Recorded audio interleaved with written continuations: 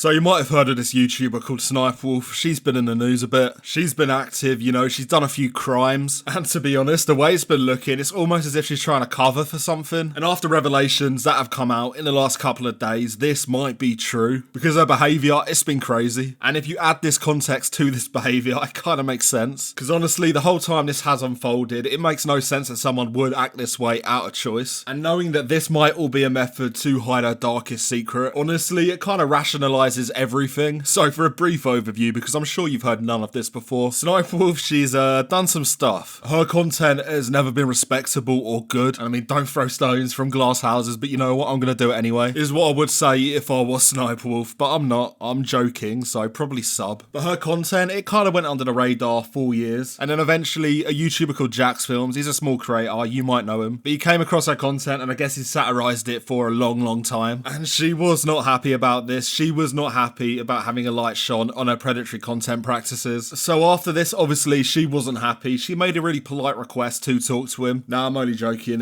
She doxed him. But it happens, you know, in the heat of the moment. Afterwards, she apologised. Nah, I'm only joking. She doubled down. And it took a good long while for YouTube to kind of take hold of this situation. But eventually they did, and they really did hold her accountable. Nah, only joking. They temporarily demonetised her. And I might be beating a dead horse by telling you all this, but it is important context. Because when you add all of that to what I'm about to tell you, it really does put it in a whole new light. So simultaneously to this, there has been like a lawsuit battle happening in the background. It's between her and her separated husband, Evan Sausage. And the nature of these things is that because it's a court case, it is public. So one could speculate, knowing this, that maybe she's trying to cover up or distract from it. Because having heavy details about her personal and business life, it might not be good for her. And it was going kind of well for her on this front, but then to the best of my knowledge, a YouTuber called Madcatster, well, he's a lawyer as far as I know, and he found and kind of analysed these documents. And a lot of the time, legal kind of documents, they're very heavy and kind of hard to interpret. Ever since Madcatster did shine a light on this case, it's very much been under scrutiny. And I mean, I'm no lawyer, but I have broken it down in a couple of videos. A lot of people have. I'll link them in the end screen at the end if you want to go back and watch. Mine are probably the best to watch, and there's no bias in me saying that. But this lawsuit and the documents that have kind of accompanied it, they've shone a massive light on everything to do with Sniperwolf. And they've exposed so much. They've exposed her marriage, her business relations. It's exposed things like her impulsivity, and who could guess that she was impulsive? She's only turned up to people's houses and kind of posted their address. That might suggest she's impulsive, but I don't know. But either way, the crux of the lawsuit is that she's been going behind the company's back and trying to fill her own pockets. And I guess this really happened after they kind of filed for divorce. And because they are now separated technically, he's not been privy to the business deals. And with the context that they both share like a 50% equal stake in Channel Red, which is the parent company of Sniperwolf, well, Mrs. Sniperwolf, she might be in trouble. So as I've mentioned, there has been a couple of updates in the lawsuit already. To give another brief overview, basically, well, he filed the initial claim and then she came back and tried to move it to the family court. The rationale behind this would be to kind of split the assets and kind of disregard all the claims he is making. This was a stupid proposition, however, because the lawsuit, it's not based around a divorce or their separation. It's based around her conduct within the business and what she's done. And she quickly realised herself that this was a stupid motion to dismiss. So in something that I've never really heard of before, she undercut herself before the judge was able to respond to this request. Well, she filed a counterclaim, which is like a lawsuit within a lawsuit. And this counterclaim was like equally as weak as her motion to dismiss, because she didn't really address anything. She kind of cited like a letter that he had sent to YouTube. She stated that this was him trying to obstruct the business or sabotage it, but with the context that he has a 50% stake in the channel, that just goes out the window. Other than that, the counterclaim was kind of littered with personal insults and not much substance. She called him names like erratic and volatile, and I probably don't need to tell you why that's so ironic. But either way, that takes us to now, and Sausage has finally filed a counterclaim to her counterclaim, I guess. I mean, this is like legal tennis at this point, but I think Sausage might win. And it's with that in mind that you can kind of see why Sniperwolf would be so crazy in the public eye. But unfortunately, it's backfired for her on both counts. With this in mind, it's kind of important to acknowledge that a legal team, they might be amateurs. You would think with all the money that she has, she would be able to hire some like crazy legal representation. But she hasn't. She's hired some guys probably fresh out of college. And I don't know if that's because she's trying to save money here. Maybe she knows that this legal case that she's engaged in, it's a lost cause. But in amongst her really weak rebuttals, it's kind of just stuff that I would write if she hired me to be her lawyer. I mentioned that she called him erratic and volatile in her motion to dismiss. And Sausage and his legal team, they very much picked up on this. In his counterclaim here, they explicitly mention her use of the words nonsensical, spiteful, and unhinged. And he even brings up the point that she did say he was gaslighting. And I mean, when you're citing gaslighting in your legal document as a defense, well, you might be out of ideas. And to be honest, it kind of just makes me believe that Sniperwolf herself has written these defenses. So the legal document overall is vast, as with any legal document.